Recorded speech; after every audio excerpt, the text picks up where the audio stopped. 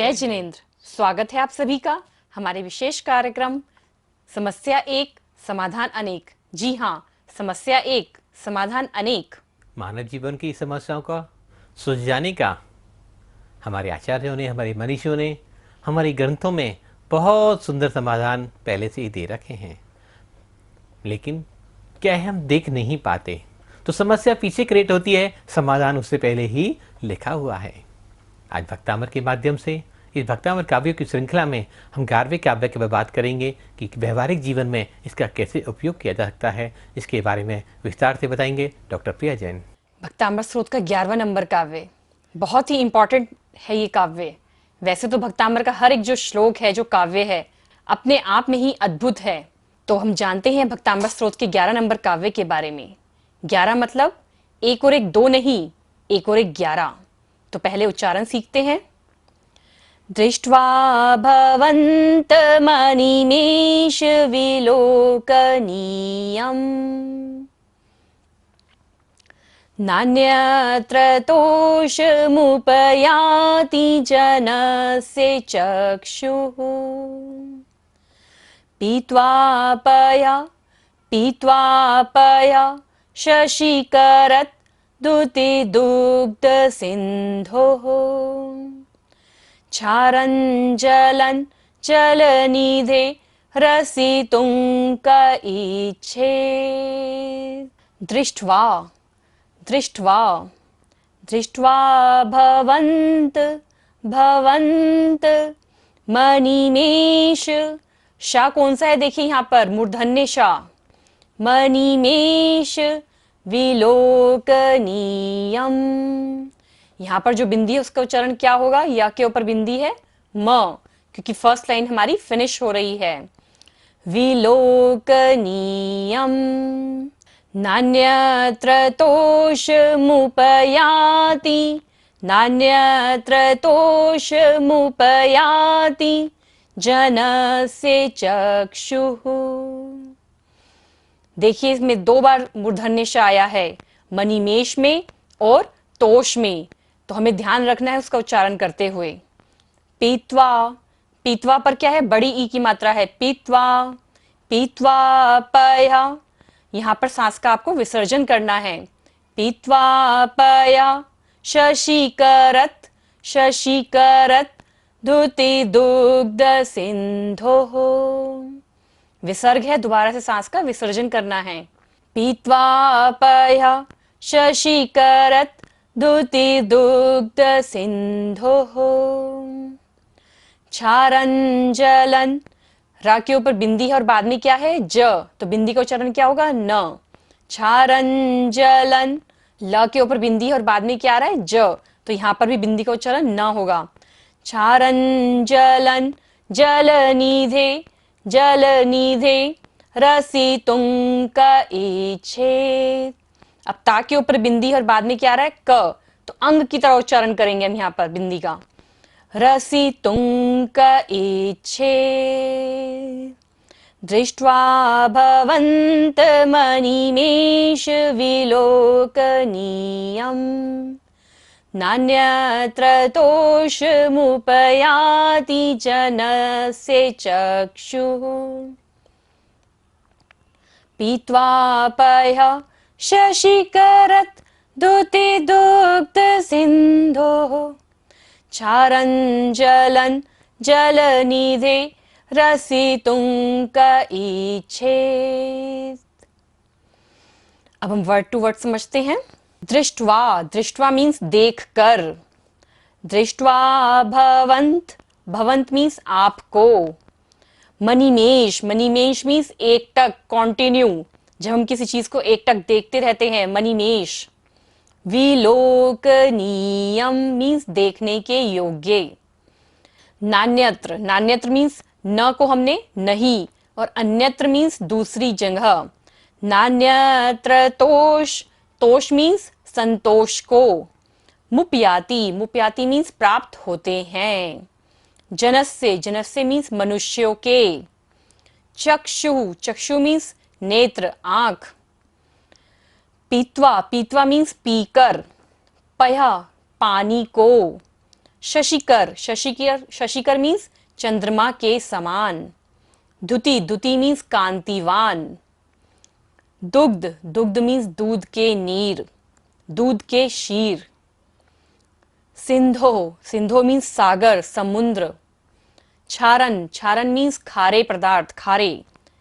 जलन, जल मीन्स जल को। जल निधे, सागर के, समुद्र के। रसितुंग, रसितुंग मीन्स पीने की। क मीन्स कौन। इच्छेत मीन्स इच्छा रखेगा।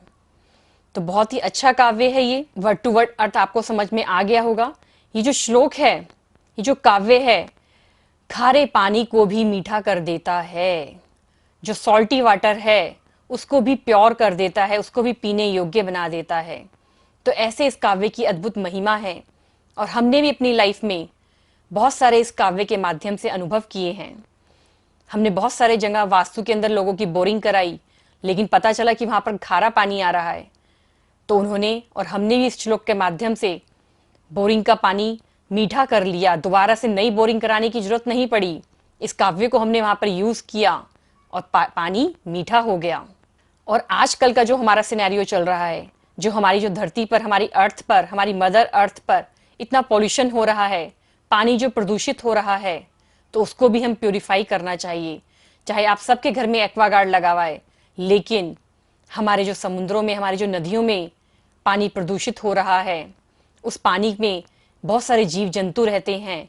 यदि पानी प्रदूषित हो रहा है तो वो जीव जंतु उसमें ज़्यादा दिन तक नहीं रह पाएंगे। तो उन सब की मंगल की भावना के लिए हमें इस श्लोक का पाठ जरूर करना चाहिए कि इस यूनिवर्स में जहाँ जहाँ पर भी पानी है, जहाँ जहाँ पर भी जल है, वहाँ सबका पानी, वहाँ हर एक बूंद में पानी में स्वच्छता आती रहे, कि जिससे हर एक जीव जंतु वहाँ पर उसको पिए तो वो स्वस्थ रहे।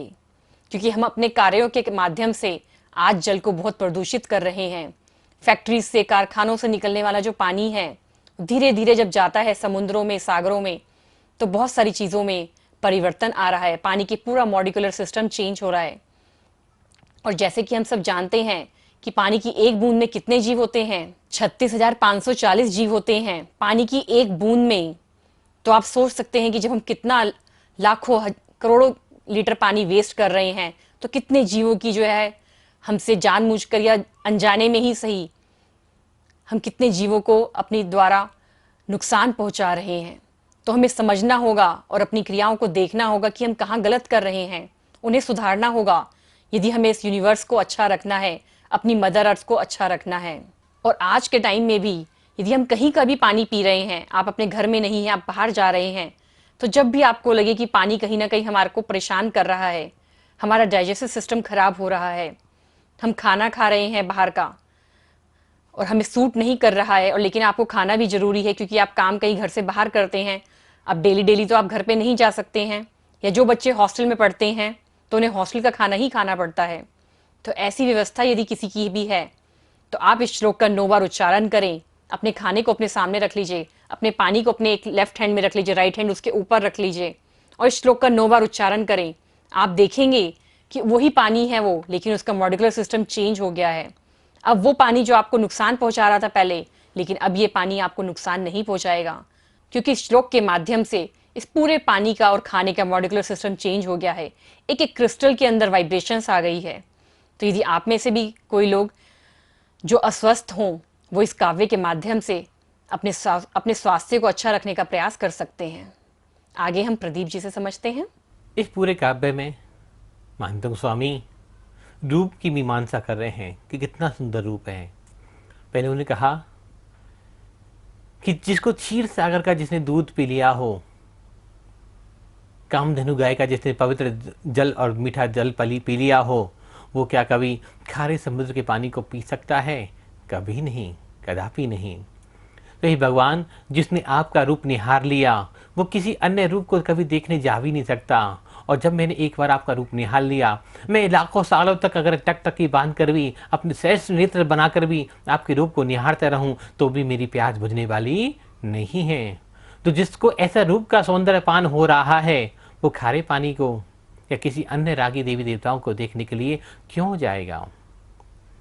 अपनी भावनाओं की प्रबलता, भावनाओं की उत्कृष्टता को प्रकट करते हुए मानते हैं स्वामी, क्योंकि अभी तक कह रहे थे कि भगवान आपके नाम से पाप कट जाते हैं, विघ्न हट जाते हैं, संसार में अंधेरा दूर हो जाता है, रोग कष्ट व्याधि मिट जाती हैं और मृत्यु से निबुद्धि को बुद्धि मिल जाती है।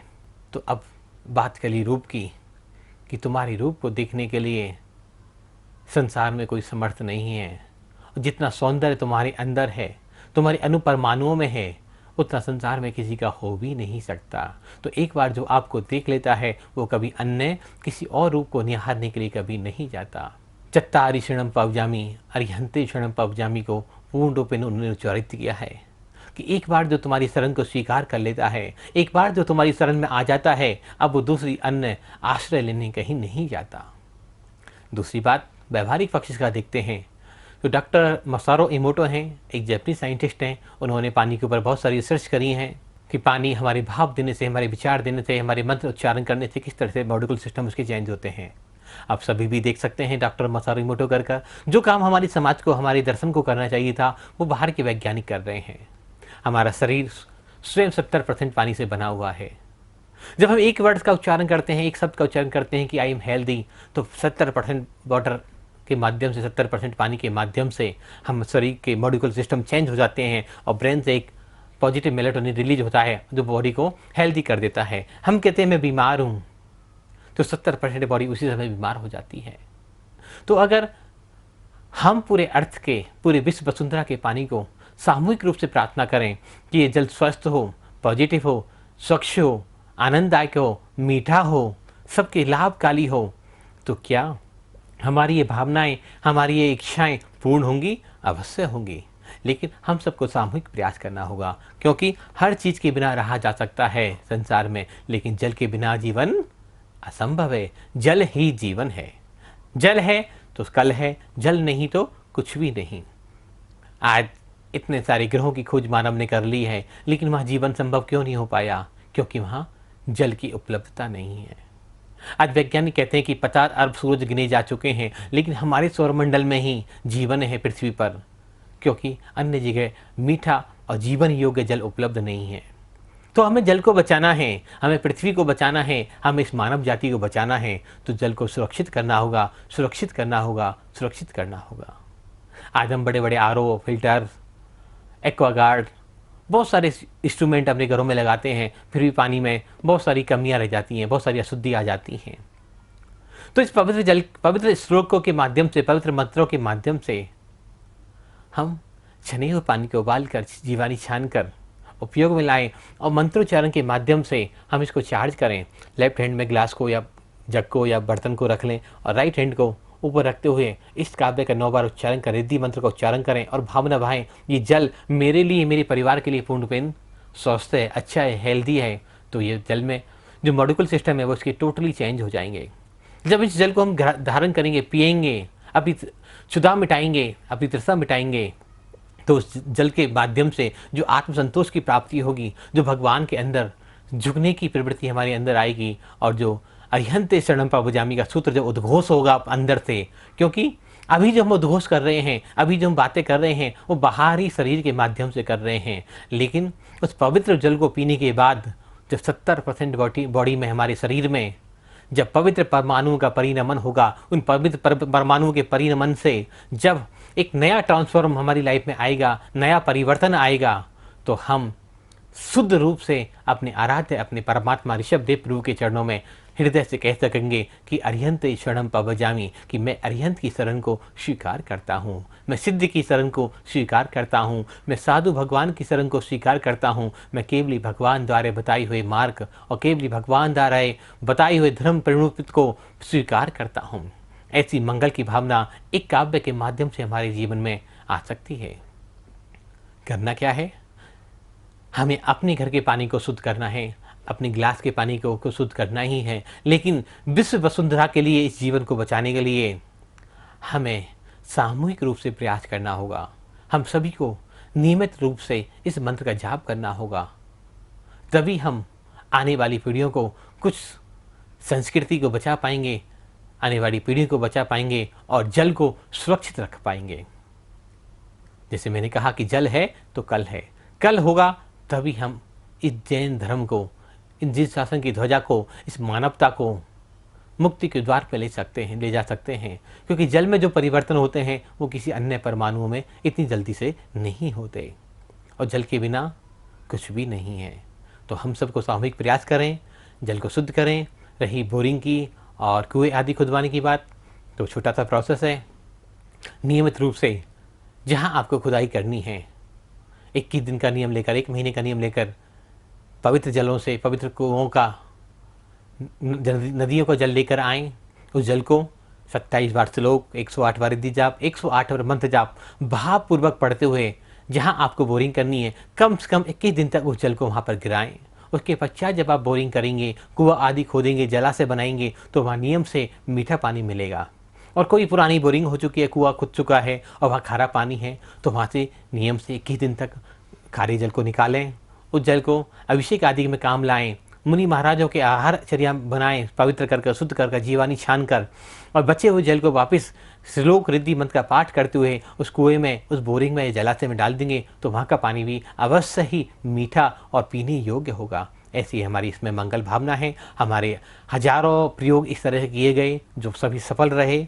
ज़्यादातर प्रयोग सफल ही रहते हैं। कोई एकाध केस ऐसा होता है जिसमें सफलता कभी नहीं मिल पाती, पानी बहुत ज़्यादा खारा होता है, लेकिन फिर भी उस पानी की क्वालिटी में परिवर्तन जरूर देखने को मिलेगा। तो सभी से विषय करें, विश्व वसुंधरा को बचाने के लिए, इस धरती को बचाने के लिए हमें सभी को सामूहिक रूप से इस श्लोक का पाठ करना है। और अधिक जानकारी के लिए आप हमारी वेबसाइट www.bhaktambarmantrahealing.com और हमारा यूट्यूब चैनल भक्तांबर मंत्रा हीलिंग पर अवश्य विजिट करें। इसका अभ्यास से संबंधित उच्चारण, भाव, अर्थ, व्याख्या को विस्तार से जानने के लिए हमारे यूट्यूब चैनल पर इसकी पूरी वीडियो है, आप अवश्य देखें। और जो मसारो इमोटो के बारे में, डॉक्टर मसारो इमोटो के बारे में बताया, वहाँ भी इसका पूरा वर्णन है कि किस तरह पानी के मॉलिक्यूल सिस्टम चेंज होते हैं। आप जाएंगे तो निश्चित ही ये जानकारी आपको अवश्य अच्छी लगेगी, और इस जानकारी के माध्यम से आप इस वसुंधरा के जल को बचा पाएंगे दूषित होने से, और सुरक्षित कर पाएंगे आने वाली पीढ़ियों के लिए। आपने सबने बहुत शांति से और आनंद से सुना, इसके लिए सबको सादर जय जिनेंद्र, जय जिनेंद्र।